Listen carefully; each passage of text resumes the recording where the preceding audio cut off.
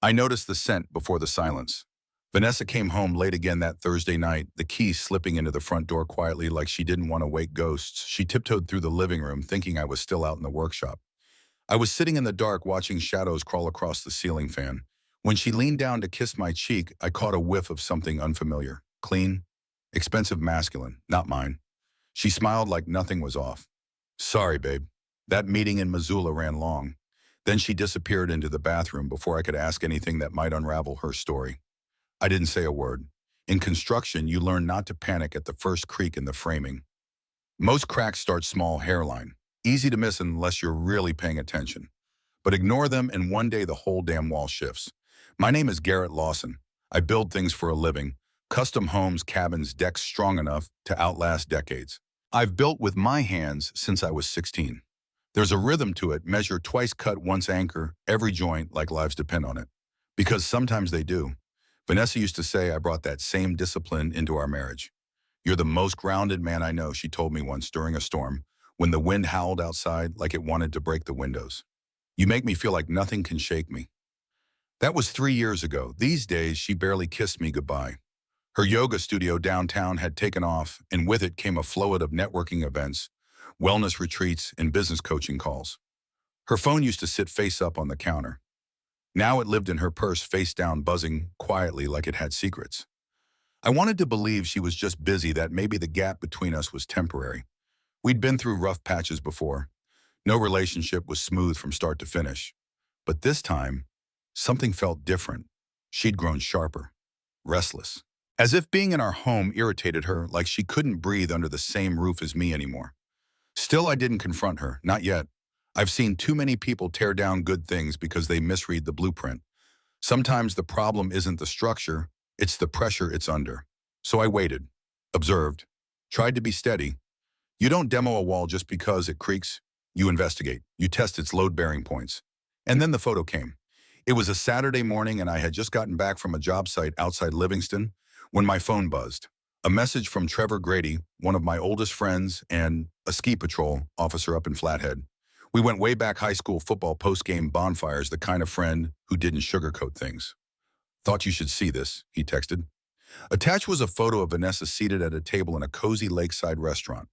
The place was dim candlelit, the kind of spot built for romance. Sitting across from her was a man I didn't recognize. Youngish, clean-cut, confident. His hand rested near hers. She was smiling soft, unguarded, the way she hadn't smiled at me in months. The timestamp read 8:32 p.m. Friday night, Vanessa had told me she was attending a yoga mentorship seminar that started Saturday morning. Said she was carpooling with 2 other instructors and staying at a cheap rental cabin. That wasn't a cabin. That wasn't a seminar. That was a date. Still, I didn't respond right away. I sat in my truck parked at the edge of the site, staring at the screen, while my crew fit new windows into a young couple's forever home just 20 feet away. I'd spent 20 years building dreams for other people. Custom beams, hand-cut trim, foundations that didn't buckle, and all the while my own life was splintering quietly behind closed doors. I zoomed in on the photo. The man wore a designer watch. His shirt was tailored. His confidence oozed off the screen. I looked down at my own calloused hands stained from lumber and concrete, and something inside me shifted, not with rage but with resolve. That night, Vanessa came home with glossy pamphlets about networking strategies and the future of integrated wellness branding. She kissed me, made tea, and talked about building a business empire like nothing had happened. I listened, nodded, and smiled like any good husband would. But inside, I was already drawing up a new kind of blueprint. No outbursts, no accusations, just precision, like framing a house from the ground up. Because when someone starts building their future without you, the last thing you do is beg to be included. No, you make sure their foundation can't survive the inspection. Vanessa stood in the kitchen the next morning, bright-eyed, sipping green juice like nothing had cracked the night before. She wore that buttery, soft yoga wrap I got her for our anniversary 2 years ago. I used to think she wore it because it reminded her of me. Now I figured it was just expensive and cozy. I got some exciting news, she said, like she was about to unveil a birthday surprise. That consulting program I mentioned. It's moving forward. Silas offered me a part-time role helping onboard other female entrepreneurs. I'll have to be in Seattle some weekends. But Garrett, it's a big deal. He thinks I have real influence. Silas, there it was. The name dropped like a plumb bob into my gut. Clean, subtle, meant to sound harmless. But I heard it like a warning bell. The man from the photo, the one with the artfully groomed stubble and the perfect posture of someone who didn't know the weight of sweat-stiffened shirts or 10-hour days on a roof in July. Congratulations, I said calmly, wiping down the kitchen counter. That's impressive. She blinked at my tone, maybe hoping for more. A hug, excitement, jealousy, but I gave her nothing. Just a steady look and a rag that kept cleaning a spot that didn't need it. Vanessa stepped forward. I know it's more time away, but the compensation is good and it's flexible. You've always told me to chase what matters to me. I did, I replied. I still believe that. She smiled faintly, kissed my cheek, again less like a wife and more like someone punching a time card, and walked out the door, purse in hand, heels clicking like punctuation marks on tile. The second she was gone, I pulled out the folder I'd hidden under the kitchen sink. Inside were printed copies of the photo from Trevor's screenshots of charges from restaurants we'd never been to, and a list of unfamiliar phone numbers pulled from our shared mobile account. There were hotel bookings in Flathead and Spokane billed as corporate training. One listed 2 guests. I'd been logging it all for 2 weeks, quietly, methodically, like I was prepping a job site. Because betrayal, I learned, has layers. The physical part, that's the first crack in the drywall. But the deeper damage is structural when someone starts building a new version of themselves and uses the best parts of you as scaffolding. That night, I met with Trevor in his garage. His place smelled like oil and pine soap, and the walls were lined with tools as neatly hung as weapons in a soldier's locker. "You sure you want to do this?" he asked as I handed him a thumb drive full of the evidence. "Once this starts rolling, it doesn't stop," I nodded. "I'm not burning the house down." "Trev, I'm just stripping the paint. If there's rot, I want to see it." We leaned over his laptop. Trevor helped install a discrete location app on Vanessa's phone a week ago, something he'd used when his own marriage went sideways years back. According to the log, she'd spent 2 nights in downtown Seattle last weekend. The same weekend, she told me she was at a women's retreat in Tacoma. Silas Marrow, Trevor said, clicking on a social media profile. Founder of Lumen Form, lifestyle branding expert, worked with holistic coaches, boutique wellness firms. And look at this. He's got pictures with half the women in your wife's business circle. Every shot was polished. Silas mid-laugh, touching shoulders, toasting wine glasses. Every woman looked dazzled. He had a type, passionate, entrepreneurial, maybe slightly bored. They weren't naive, just vulnerable. Women looking to be seen to feel powerful, to escape the ordinary. And Vanessa fit the mold perfectly. The more I read about Silas, the more I recognized the playbook. He offered clarity coaching, image realignment, and emotional marketing consulting. It sounded like something out of a TED Talk, but behind the buzzwords was a predator who built a career off seduction disguised as support. But here's what broke me: the photos Vanessa had sent him. Not selfies, not flirty snapshots. She had sent him photos of our home, the custom walnut cabinetry I spent 2 weeks carving, the fireplace I hand-laid stone by stone in the dead of winter, the garden we built together after my mom died, where she'd once said, "This will be where our kids play someday." She had packaged up my labor, my grief, our shared history, and sold it to him like a lifestyle ad. I didn't throw anything, didn't scream. That's not who I am. Instead, I went out to my own workshop, the one I built from the ground up behind the house. I stood surrounded by sawdust varnish and the smell of pine. My tools, every one of them, hung in a perfect row. Because when you build things, you understand that strength isn't loud. It's in the grain. It's in what holds even when nobody sees it. And as I looked around, something shifted in me. I wouldn't confront her, not yet. That's what she'd expect: an argument, a crying match, a pathetic plea to save what she'd already thrown away. No. I'd dismantle her fantasy the way I knew best. Not with fists, with precision. I met Malcolm Boone 2 weeks later at a roadside diner off Highway 191.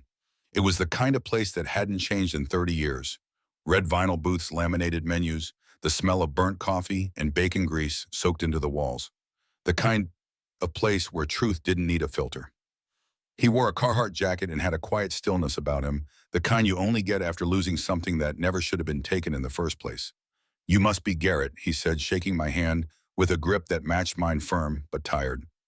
We slid into the corner booth. He didn't waste time.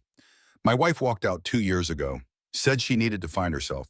Turns out she found Silas Marrow in a hotel suite in Missoula, while I was pouring concrete for our new patio." I nodded. "Vanessa's been working with him too." He took a sip of his coffee. You mean sleeping with him? I didn't flinch. Yeah, that too. Malcolm pulled out a manila folder like he'd done this before. Inside were photos, receipts, screenshots of texts, things I'd only recently started collecting myself. But he was further down the road. He'd already seen what the fallout looked like when the truth finally hit. I thought I was going crazy, he said, second-guessing every decision, wondering if I'd somehow failed her. But then I met Trent. Trent, come by his place tonight. We meet every couple weeks. There's a few of us. We're not a support group, Garrett. We're builders. Just not always with wood and nails. Later that evening, I followed Malcolm up a gravel road through a wooded patch south of Gallatin Gateway. The house was modest, tucked into the trees with wind chimes hanging from the porch and a dog asleep by the door. Inside, I met Trent Walden and Dr. Adam Finch.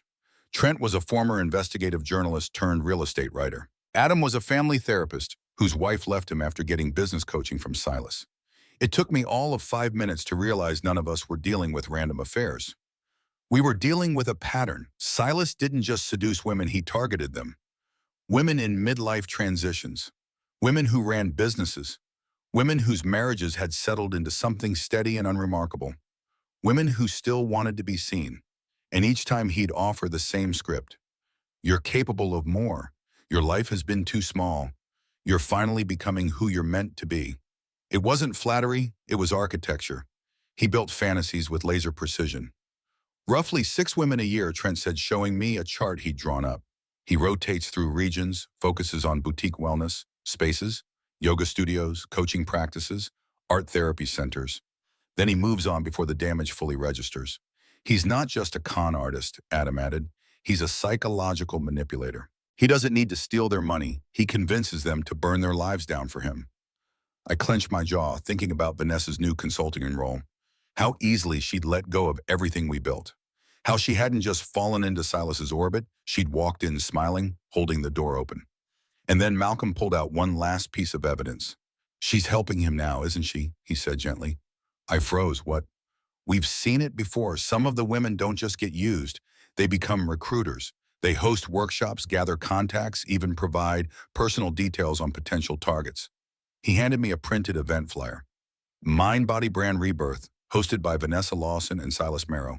The photo on the flyer was of Vanessa, her posture perfect, her eyes glowing, her smile proud. Garrett Malcolm said she's not a victim. She's involved, and that makes her dangerous. I felt something inside me close, not in a broken way, more like a vault being sealed. Vanessa wasn't struggling. She was ascending, and she was using my name, my house, my money to do it. I stood up from the table. I'm in. Trent raised an eyebrow. In for what? I looked at each of them, men who had already lost, who had already grieved, who had learned that silence only protected the ones who lied. I build structures, I said. With the right plans, I can tear them down too. Let's bring them down. And let's make sure no one else ends up where we did. Adam poured 3 fingers of whiskey into a paper cup and raised it. To the blueprint, he said. I didn't smile. I just nodded. Vanessa loved Thanksgiving at her parents' house. Not for the food. Elise Montgomery's cranberry chutney could curdle milk, but for the performance. It was her stage. The crystal glasses, the perfect place settings, the curated conversations about European getaways and boutique investments. It was where she got to show off the life she'd built. Except the foundation she paraded around, I was the one who laid it brick by emotional brick. As we pulled into the circular driveway of the Montgomery estate, Vanessa adjusted her scarf in the mirror, like she was prepping for a magazine shoot. She glanced at me. Can you not bring up anything awkward today? You mean like the fact that you're emotionally attached to another man, that you've been feeding him names of vulnerable women, that you're planning your exit while still sleeping in our bed? Sure, I said, no awkwardness. Inside, it was exactly what I expected. Polished hardwood candles that smelled like money and family members who spoke in compliments that doubled as corrections. Her brother Harrison made a passive-aggressive joke about my truck. Still hauling around wood, Garrett. Thought you might have moved on to more scalable pursuits by now. I smiled and said nothing. That's what they wanted anyway, me. Quiet, dependable, a reliable +1 to Vanessa's curated image. Her parents floated from room to room, each carrying a glass of something imported. Elise kissed my cheek with the warmth of a windshield in January. You've lost weight, she said. Are you eating enough here? I'm just trimming the unnecessary, I said without blinking. Their living room was filled with designer art and exactly zero warmth. A few kids ran around nieces and nephews I hadn't seen in a year. Vanessa's sister gushed about her Peloton milestones while her cousin bragged about closing on a vineyard in Napa. I listened, nodded, and waited, because I knew what was coming. Vanessa always saved her spotlight for the dining room. Sure enough, while the family was sipping wine and Elise shouted instructions to the caterer, Vanessa glided into the space with her cousin Raina. I stood just outside the doorway, setting the carving knife on the buffet. I didn't mean to eavesdrop, but I heard every word. Honestly, Vanessa said, her voice casual and unguarded, it already feels like I'm single most of the time. Garrett's sweet, sure, but he's small, predictable. There's no vision. Raina paused. Small, I mean he's useful. He pays bills, fixes things. But it's like being with a really reliable employee, not a partner.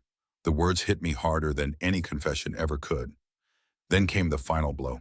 There's this guy I've been working with, Silas. He challenges me, talks about things that matter. When I'm with him, I feel alive. Raina lowered her voice. You're talking about leaving Garrett. I'm talking about options, Vanessa said. He's not the future I want anymore.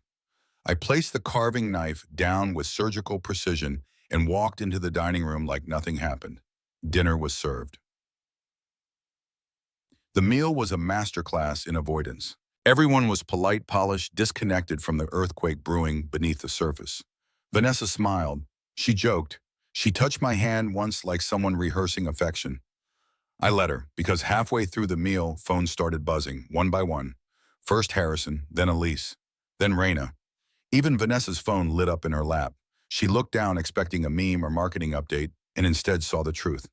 Trevor had sent the package photos, screenshots, voice notes to every contact in my phone. Friends, family, clients, hers. The truth was no longer in my head or locked away in a drawer. It was on every screen in that house. Vanessa's hand trembled. Her smile faltered. She looked up at me, eyes searching for cover, for rescue, for control. But I didn't flinch. I just passed the roles. No words, no drama, just the cold efficiency of exposure. She leaned toward me. What did you do? I took a sip of water. What I had to.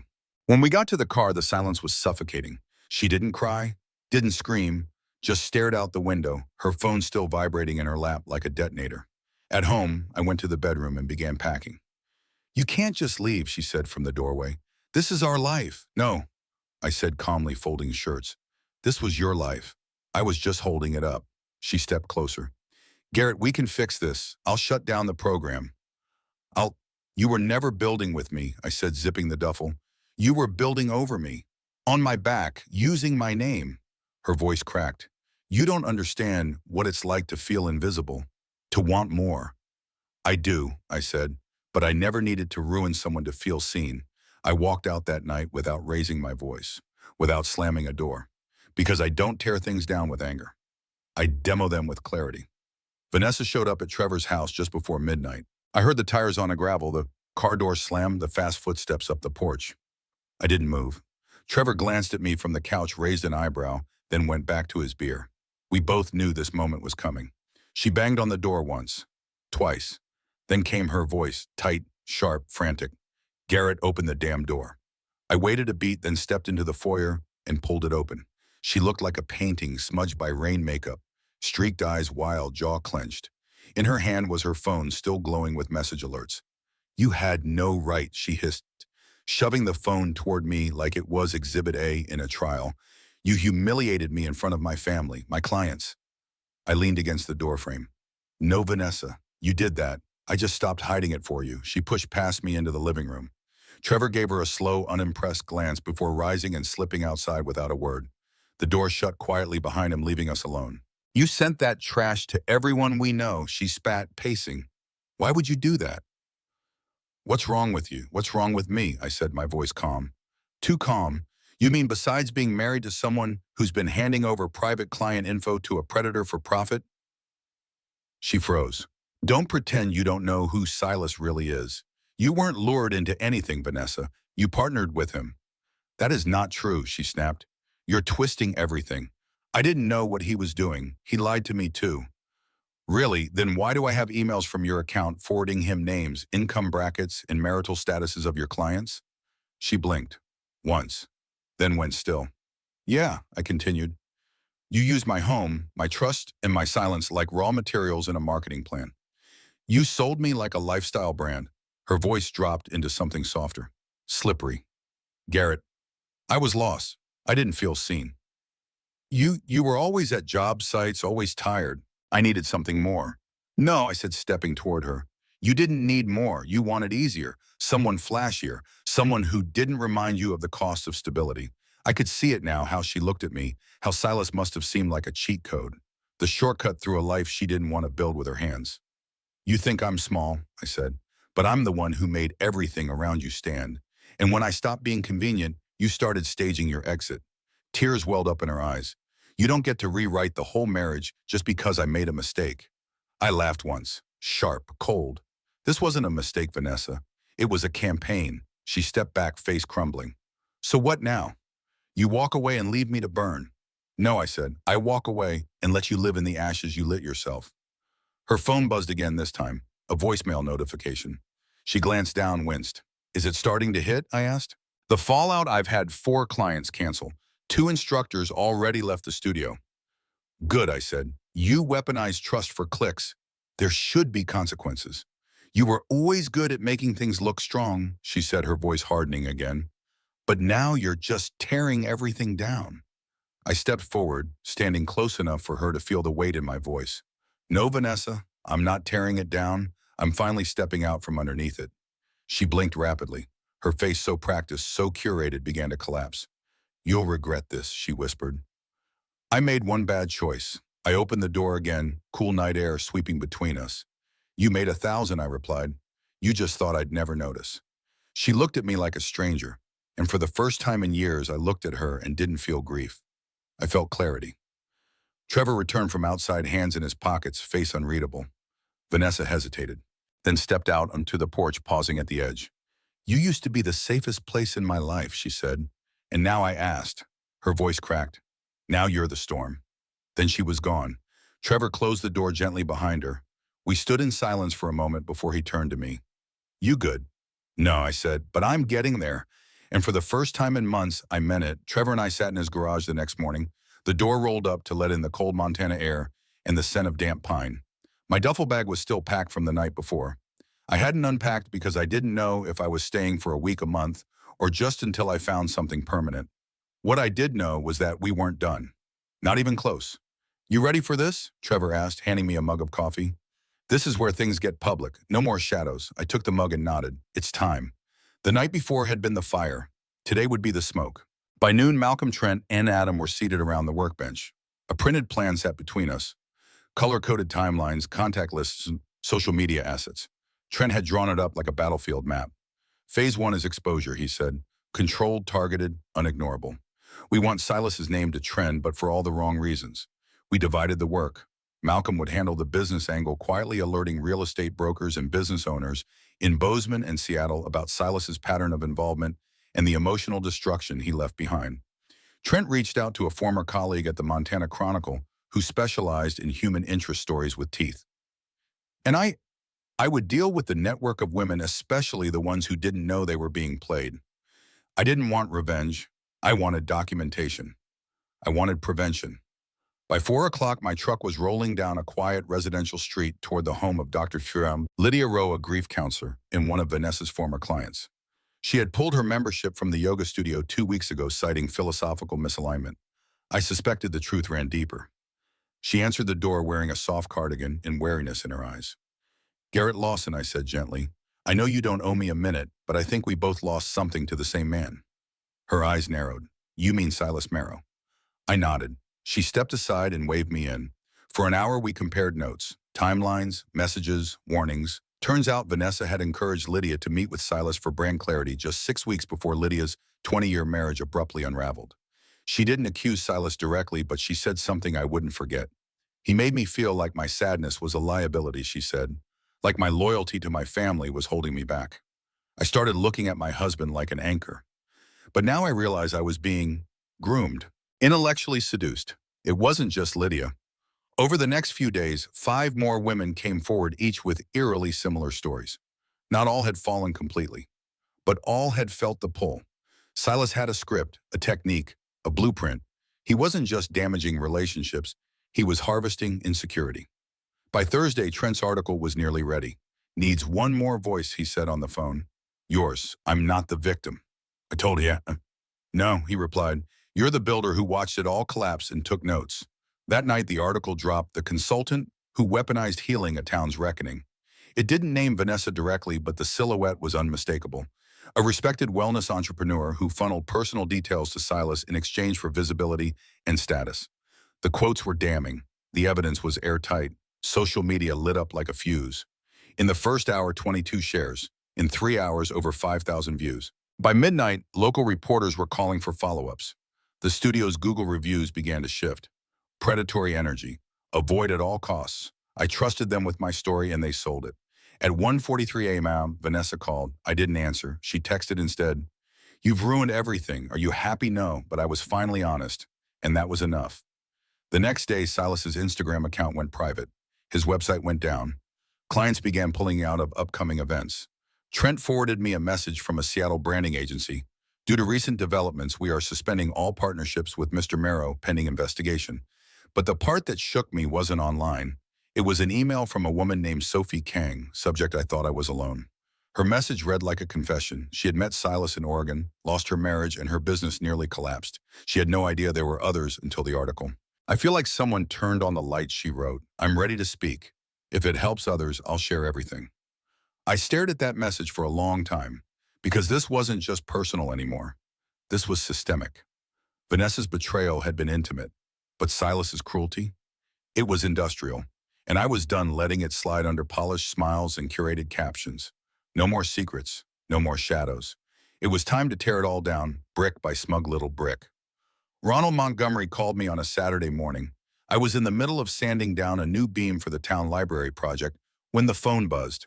His name lit up the screen like a ghost from another life. I let it ring twice before answering.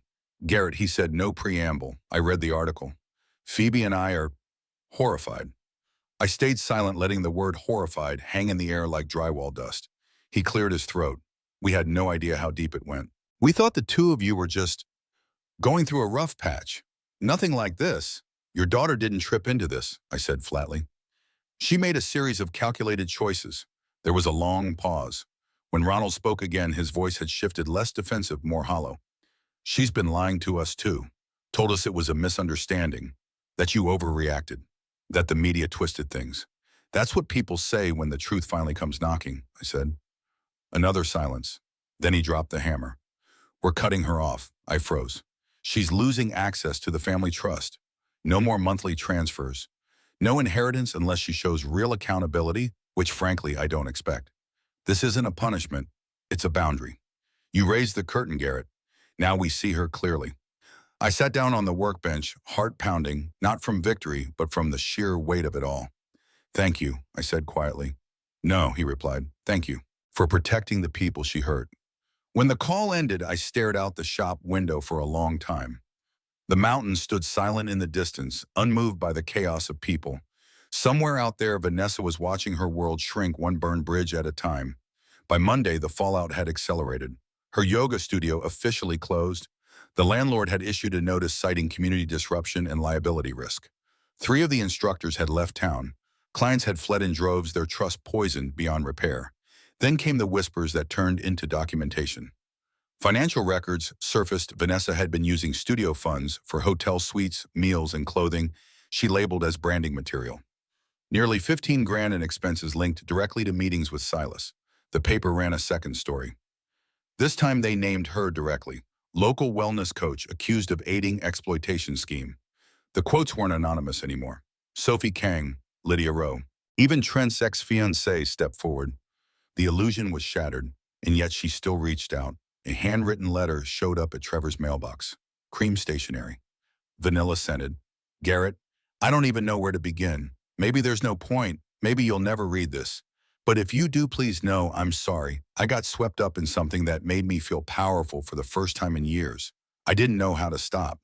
And by the time I realized what I was doing, I was too deep. You didn't deserve this. You were always steady, always kind. I was just too selfish to see it. I don't expect forgiveness, but I hope someday you'll believe I didn't start this with cruelty in mind. Vanessa, I read it once. Then again. Then I handed it to Trevor. Are you going to respond? He asked gently. I shook my head.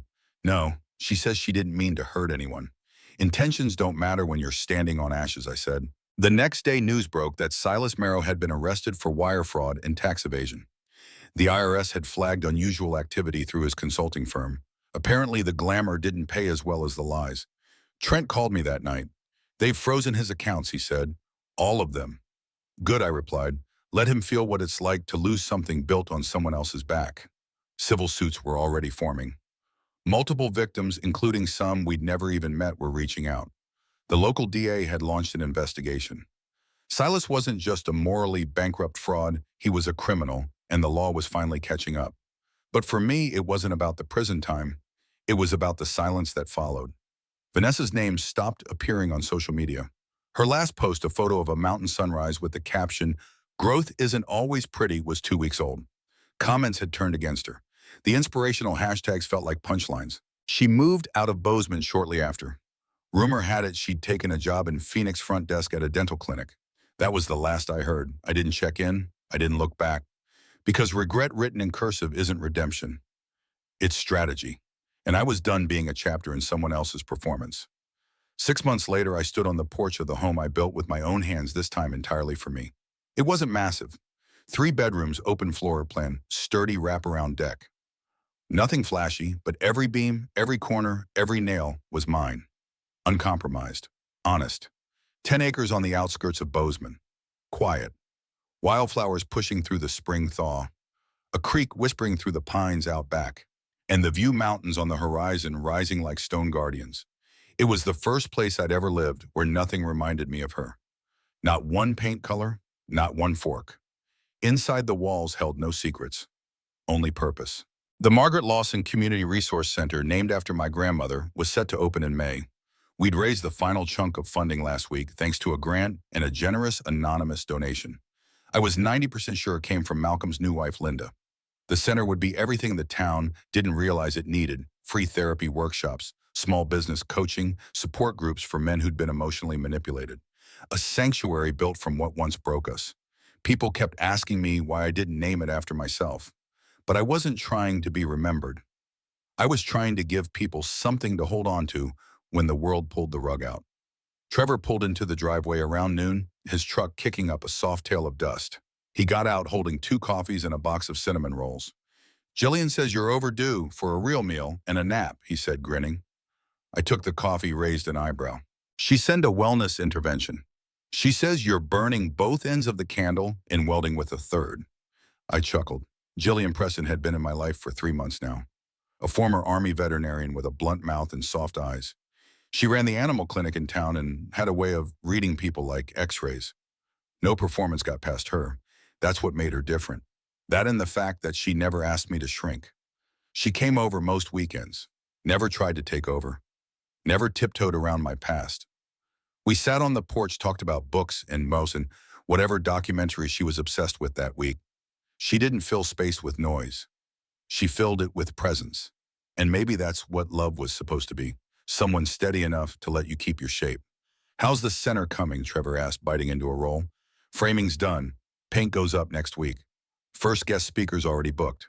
A woman named Sophie Kang, brave as hell." He nodded. "You've done something good here, Garrett." "No," I said. "We have." I took a sip of coffee, let the heat settle in my chest. Silas Merrow had been sentenced last month. 3 years in federal prison for fraud and exploitation. The courtroom was filled with victims, Wiv's ex-husbands, business partners, all of them watching the curtain fall. The judge called it a systemic pattern of emotional and financial manipulation disguised as empowerment. His trust fund was gone, his reputation obliterated. By the time he got out, the world that had once given him a stage wouldn't even offer him a sidewalk. And Vanessa. Last I heard, she was still in Phoenix, renting a small apartment. No more Instagram lives, no motivational quotes. Just a woman with a quiet desk job and a name people no longer whispered in reverence. I didn't rejoice in her collapse. Because peace doesn't come from watching others fall. It comes from knowing you didn't. That evening, Jillian joined me on the deck. She wore flannel, held a cup of tea, and curled her feet beneath her like she owned the space, which in a way she did. "You're getting that look again," she said, nudging me with her shoulder. "What look?" The one where you disappear inside your own thoughts and start reorganizing every nail in the workshop. I smiled. I was just thinking about how different this feels, how good it feels to build without pretending. She was quiet for a beat. Then you ever think about going back, revisiting the wreckage? No, I said, that wasn't wreckage. That was a demolition site. Now I'm building on bedrock. She gave a slow nod. Yeah, I like that. The stars began to blink to life above us one by one. I looked out over the land, the trees, the clean horizon. And I thought this is what a life should feel like, not performed, not manipulated, not built on someone else's stage. Real, simple, earned. I leaned back in the chair, feeling the wood settle beneath me. I used to think I had to be the foundation for someone else's dream, I said. And now, she asked, now I'm the builder of my own.